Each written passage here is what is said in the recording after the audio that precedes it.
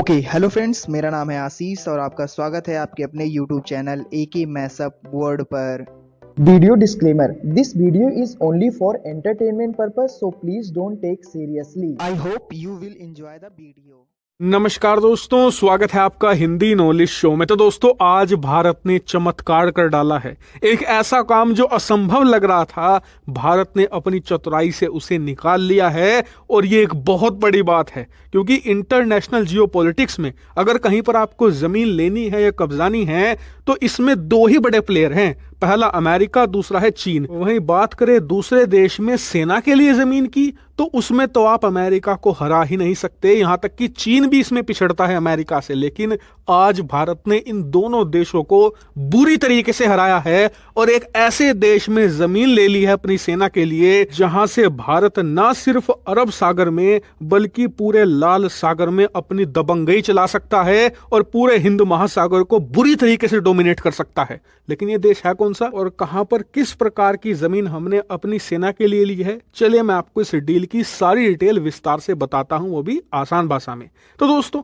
अक्सर आपने देखा होगा कि भारत में दो ही देशों को फ्रेंड के तौर पर यानी कि दोस्त के तौर पर देखा जाता है, रूस या फिर इजराइल। और एक आम धारणा भारतीय जनता में यह है कि यही दो देश हैं जिन पर भारत भरोसा कर सकता है। लेकिन आप जानकर हैरान होंगे कि एक ऐसा देश भी है जो इन दोनों से आगे है भारत से दोस्ती के मामले में। उस देश का नाम है ओमान। और कितना क्लोज है, उदाहरण के लिए इस देश में कोई सरकार नहीं होती ऐसी खास। यहाँ पर जो राजा होता है यानी कि जो किंग होता है वो ही पूरे देश को चलाता है। और यहाँ पर जो रॉयल फैमिली है यानी कि राजा का परिवार है, उसमें एक प्रथा है। प्रथा ये कि यहाँ पर जो राजा बनने वाला होता है या प्रिंस होता है उसे भारत में पढ़ाई करनी होती है। अब से पूर्व के जो राजा थे वो भी भारत में पढ़ाई करके गए थे, वर्तमान जो राजा हैं वो भी भारत में पढ़ाई कर गए थे। और ये बताया जाता है कि आगे जो राजा बनेगा, जो फिलहाल प्रिंस है, वो भी भारत में पढ़ाई करेगा। इससे आप अंदाजा लगाइए कि ये भारत के कितने ज्यादा क्लोज हैं। और आज तक अरब देशों में बहुत सारे देश ऐसे हुए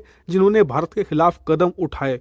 ओमान ने आज तक ऐसा नहीं किया और हर संकट में भारत का साथ दिया है, भले ही दुनिया हमारे खिलाफ क्यों ना खड़ी हो गई हो। और आज इस देश ने ऐसा एक काम कर दिया है जो आपका दिल जीत लेगा। दरअसल ओमान के अंदर एक बहुत ही खास जगह है जिसे दोकम कहा जाता है, DUQM, दुग्म इसे कहा जाता है। और इसकी जो लोकेशन है आप स्क्रीन पर देखिए, कितनी ज्यादा स्ट्रेटेजिक है। अगर आपको हिंद महासागर पर नजर रखनी है, दोकम बेस्ट जगह है। अगर आपको लाल सागर पर नजर रखनी है, जहां हूती आजकल हमले कर रहे हैं, ये इलाका बिल्कुल बेस्ट है उसके लिए। अगर आपको लाल सागर यानी कि ईरान, UAE की तरफ आपको नजर रखनी है, ये उसके लिए भी बेस्ट है।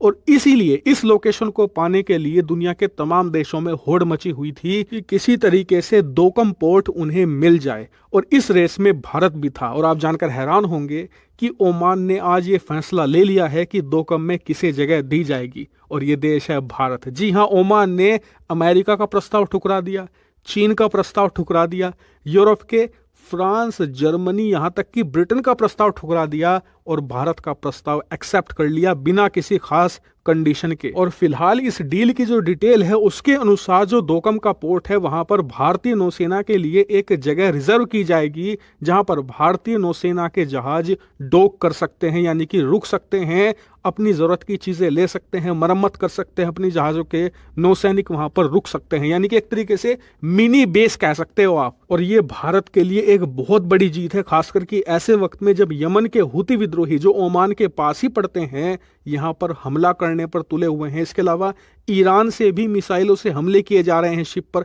तो भारतीय नौसेना इस इलाके में गश्त लगा रही है। लेकिन उनके लिए दिक्कत यह है कि ये इलाका बहुत ज्यादा दूर पड़ता है भारत से। ऐसे में अगर उन शिप्स को किसी प्रकार की सप्लाई चाहिए या किसी प्रकार की दिक्कत हो जाती है तो उसके लिए हमें अलग से एक सप्लाई शिप भी भेजनी पड़ती है। लेकिन दोकम का पोर्ट मिलने से ये सारी समस्याएं दूर हो जाएंगी और हमें एक परमानेंट जगह मिल जाएगी जहां पर नौसेना ठहर सकती है, अपनी जरूरत की चीजें ले सकती हैं, मेंटेनेंस कर सकती है और आराम से रेस्ट भी कर सकती हैं। यानी कि भारतीय नौसेना के लिए इस इलाके में जो भी समस्याएं थी, दोकम के इस पोर्ट ने वो सारी समस्याएं खत्म कर दी है और भारत को एक बड़ी ताकत भी दे दी है। और इसके लिए हम सभी लोगों को ओमान की रॉयल फैमिली को धन्यवाद जरूर करना चाहिए, जो हमेशा भारत के पक्ष में खड़े रहे हैं, भले ही समय अच्छा हो हमारे लिए या फिर बुरा। और इसीलिए आने वाले समय में जब हम सुपर पावर बनेंगे तो हमें ओमान का भी ध्यान रखना होगा, क्योंकि ओमान एक ऐसा देश है जिसने बुरे से बुरे वक्त में हमारा साथ दिया है।